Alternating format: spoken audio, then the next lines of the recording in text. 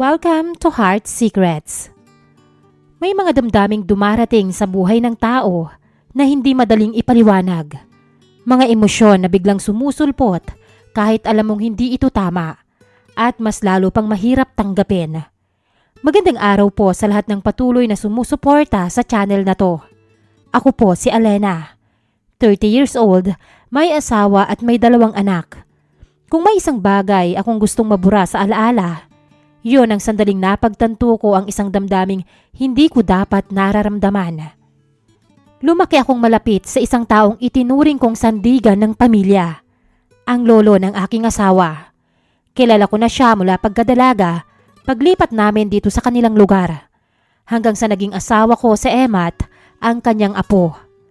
Para sa lahat, isa lang siyang mapagmahal na matanda. Pero habang tumatagal, may nagbago sa loob ko na hindi ko agad napansin, Miss Heart. Isang damdaming pilit kong tinatago, pilit kong itinatanggi, hanggang sa dumating ang araw na kailangan kong harapin ang sarili kong konsensya. Dahil minsan, ang pinakamahirap kalabanin ay ang sariling puso. Isang hapon, sa lumang bahay ni Lolo Carding, pareho pa rin ang itsura nito mula nung bata pa ako. Ang lumang kahoy na upuan sa may veranda, ang mga paso ng halaman na siya mismo ang nag-aalaga, at ang amoy ng kape na halos palagi mong naaamoy kapag nandun ka. Nakatayo ako sa may gate, sandaling nag-atubili bago pumasok. May sarili na akong pamilya ngayon, may asawa na ako at may anak na rin. Pero kahit ganon, parang may bahagi ng buhay ko ang palaging bumabalik sa bahay na to. Sa kanya, hindi lang yun basta-bastang damdamin ng apo, kung hindi mas malalim pa. Huminga ako ng malalim bago pumasok. Nakita ko si Lolo Carding na nakaupo sa lumang upuan. May hawak na tasa ng kape habang nakatingin sa mga halaman. "Lo," tawag ko. Napalingon siya agad at agad ding napangiti. "O Alena," masaya niyang sabi. "Ikaw pala yan." Lumapit ako sa kanya. "Anong ginagawa mo dito?" "Nasaan ang mga apo ko sa tuhod?" tanong niya. Napangiti ako ng kaunti. Gusto niya rin palang makita ang mga anak ko. "Napadaan lang po. Naisip ko kayong dalawin. Nag-aaral po ang mga bata, Lo." Tumango siya habang itinuturo ang bakanting upuan sa tabi niya. "Umupo ka. Gusto mo ba ng kape?" "Naku, nagkape na po ako dun sa bahay. Salamat po." Umupo ako sa tabi niya habang pinagmamasdan siya. Hindi ko alam kung bakit, Miss Heart, pero tuwing nakikita ko siya, parang bumabalik ako sa pagiging dalaga. Pero ngayon, may kung anong kakaibang pakiramdam na hindi ko maintindihan. "Kamusta na ang asawa mo?" tanong niya. "Ayos lang po." Sagot ko naman. Ang mga apo ko?" "Makukulit pa rin, Lo." Sagot ko sabay tawa. Natawa rin siya ng bahagya. "Mabuti yan. Ganyan talaga ang mga bata." Habang nagsasalita siya, hindi ko maiwasang pagmasdan ang mukha niya, ang mga guhit ng edad sa noo niya, ang mahinahon niyang boses, at ang paraan ng pagngiti niya na parang palaging may dalang kapayapaan. Minsan, iniisip ko nga kung bakit ganito ang nararamdaman ko. Kung bakit sa kabila ng lahat, gustong-gusto ko pa rin siyang makita. "Alena," sabi niya bigla. "Po, Lo." "Napapadalas yata ang dalaw mo rito," sabi niya habang nakangiti. Bahagya akong natahimik. "Masama po ba, Lo?" Umiling siya. "Hindi naman. Natutuwa nga ako. Bihira na lang kasing may dumalaw sa akin." Hindi ko alam kung anong isasagot ko. Ang totoo, hindi ko rin alam kung bakit palagi akong bumabalik doon, Miss Heart. Kung dahil ba namimiss ko ang lolo na kinalakihan namin, o dahil may damdaming pilit kong hindi pinapangalanan. Hapon na nang matapos akong magluto sa maliit na kusina ng bahay ni Lolo Carding. Tahimik ang paligid, tanging tunog ng kutsara at plato lang ang maririnig habang inaayos ko ang pagkain sa mesa. Ganito na halos palagi tuwing dumadalaw ako. Ako ang nagluluto at siya naman ay naghihintay sa veranda o sa mesa habang nagkukwento tungkol sa kung ano-ano. "Lo, kain na po." Tawag ko mula sa kusina. Narinig ko ang mabagal niyang mga hakbang papunta sa mesa. Ang dami mo namang niluto, sabi niya nang makita ang pagkain. Napangiti ako. Konti lang po yan. Umupo siya habang ako naman ay naupo sa tabi niya. Kumuha ako ng kaunting pagkain at inilapit sa kanya. O, kain na Polo. Tahimik kaming kumain kasama ng kaunting biruan at kwentuhan. Hindi ko alam kung bakit, pero tuwing ganito kami, Miss Hart, parang may kakaibang pakiramdam na unti-unting bumabalot sa akin. Parang gusto kong pahabain ang bawat sandali. Muli akong tumayo para kumuha ng tubig.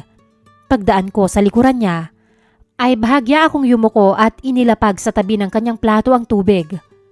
Doon ko napansin na tumama ang dibdib ko sa braso niya. Bigla akong napatigil. Maging siya ay ganun rin. Tahimik kaming dalawa sa loob ng ilang segundo. Parang biglang naging mabigat ang hangin sa paligid.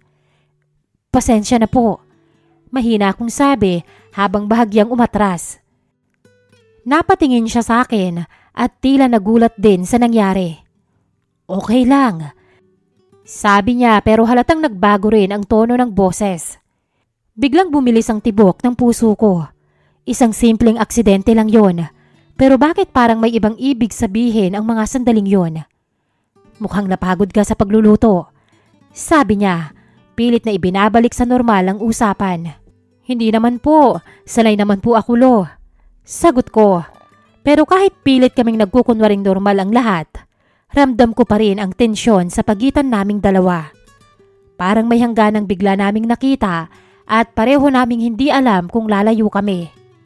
O kung may bahagi sa amin na natutuksong lumapit pa. Dahil nararamdaman ko rin yon galing sa kanya, Miss Hart. Pareho kaya kami nang nililihim ni Lolo Carding. Magdidilim na nang bumalik akong muli sa bahay ni Lolo. Wala kasing tubig sa amin mula pa kaninang umaga. Kaya napagpasyahan kong doon na muna makiligo. Pagdating ko sa veranda, nakita ko siyang nakaupo sa dati niyang upuan. O Alena, sabi niya nang makita ko. Bakit bumalik ka? Elo, wala pa rin po kaming tubig.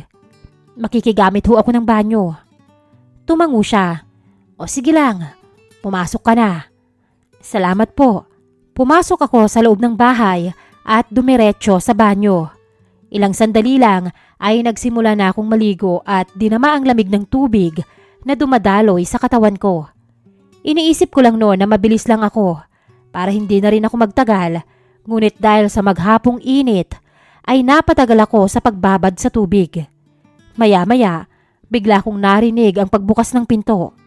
Napalingon ako agad. Lo, gulat kong sabi. Napatigil siya sa may pintuan. Naku, pasensya ka na, sabi niya agad. Akala ko'y tapos ka na kanina pa at may naririnig na rin akong kaluskos sa kusina. Sandali lang at baka yung pusa at makain pa yung ulam. Mabilis kong hinila ang tuwalya at itinakip sa sarili ko. Sandali lang po, sabi ko nang medyo naiilang. Tumango siya at sana'y isasara ang pinto. Pero sa paggalaw ko, bahagyang nadulas ang paa ko sa basang sahig.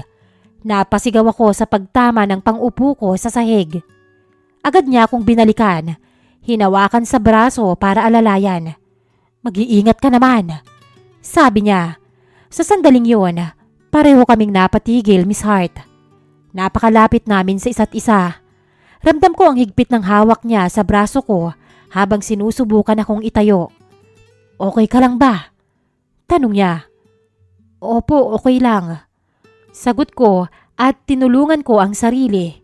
Dahil matanda na siya at wala nang masyadong lakas, baka masyado akong mabigat. Pero hindi ko alam kung bakit parang hindi kami agad nakakilos. Katahimikan ang namagitan sa amin. Alena, mahina niyang sabi. Napatingin ako sa kanya. Sa gitna ng gulat, ng kalituhan, at ng sandaling hindi namin napag-isipan ng mabuti, may nangyaring hindi namin inaasahan. Hindi ko alam kung paano nangyari, pero bigla niya akong hinalikan, Miss Hart. Mariin, mapusok, at sa halip na tumanggi, gumanti ang labi ko. Tila matagal na ring naghihintay. Dapat ay itinulak ko siya. Dapat ay sinaway ko. Pero sa halip, Nanatili lang akong nakatingin sa kanya. Nararamdaman ang mainit na palad niyang dumudulas sa gitna ng katawan ko. Mula sa halikan, naging mas marahas ang bawat galaw. Isinandal niya ako sa pader ng banyo. Ang katawan niya ay halos nakadikit na sa akin. Ramdam ko ang init at ang bahagyang paggalaw ng kanyang bandang ibaba. Tanging tela na lang ang nakaharang sa harapan ko. Nagbanting ang mga tenga ko sa lakas ng kaba ko, Miss Hart. Lo, hingal kong sabi habang patuloy sa kanyang ginagawa. Nagpatuloy ang palitan namin ng halik, puno ng gutom at matinding pagnanasa. Ang kamay niya ay patuloy na gumapang paibaba at napasinghap ako.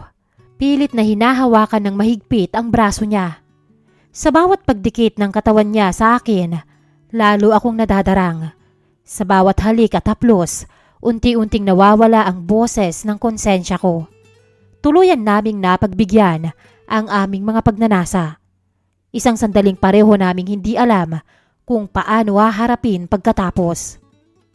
Hindi pa rin ako makapaniwala sa nangyari ng araw na yon sa bahay ni Lolo Carding. Pag-uwi ko noon, para akong lutang. Halos hindi ko maalala kung paano ako nakarating sa bahay namin. Tahimik lang ako habang ginagawa ang mga gawain sa bahay. Pilit na itinataboy ang alaala ng nangyari. Paulit-ulit kong tinatanong ang sarili ko kung paano nangyari yon. Kung bakit hindi ko napigilan. Kung bakit hindi ako lumayo. Ilang araw akong hindi pumunta sa bahay ni Lolo Carding pagkatapos noon. Pero isang hapon, habang naglalaba ako sa likod ng bahay, may narinig akong pamilyar na boses. Alena! Napalingon ako agad. Nakatayo si Lolo Carding sa may gate. Pinuntahan niya ako. Lo! Lumapit siya sa akin. Hindi ka na yata dumadalaw. Sabi niya na parang nagtatampo. Hindi ako agad nakasagot. Bahagyang nakukonsensya. Busy lang po. Sagot ko sa huli. Tumingin siya sa akin ng ilang sandali. Pwede ba kitang makausap sandali? Tanong niya. Alam kong dapat ay tumanggi na ako. Alam kong dapat ay umiwas na ako. Pero hindi ko magawa, Miss Hart. Tumango ako ng mahina. Naglakad kami papunta sa bahay niya. Pareho kaming tahimik. Pagdating sa veranda, naupo siya sa dati niyang upuan habang ako naman ay nakatayo lang sa harap niya. Alena, pasensya ka na kung naguguluhan ka sa nangyari. Napayuko ako. Lo, hindi ko alam kung paano haharapin yon. Pero aaminin ko pong ginusto ko. Sagot ko. Hindi na ako nagdalawang isip pa. Nangyari naman na ang nangyari. Tumahimik siya sandali bago nagsalita ulit.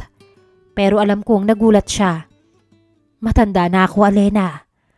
At bawal itong ginagawa natin. Pero hindi ko mapigilan. Hindi ko alam kung bakit parang hirap akong tumanggi sa kanya.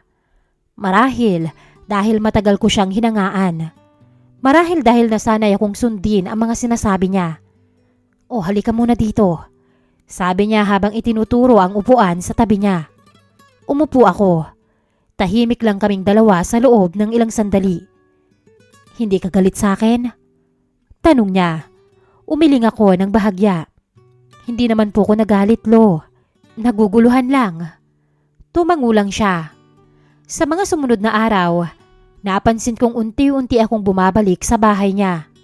Minsan, para lang magdala ng pagkain. O minsan, para lang makipagkwentuhan.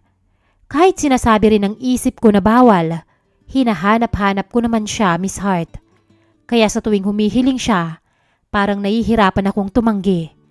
Kahit alam kong sa bawat pagkakataon na pinagbibigyan ko siya, mas lalo akong nahuhulog sa isang sitwasyong hindi ko na alam kung paano tatapusin.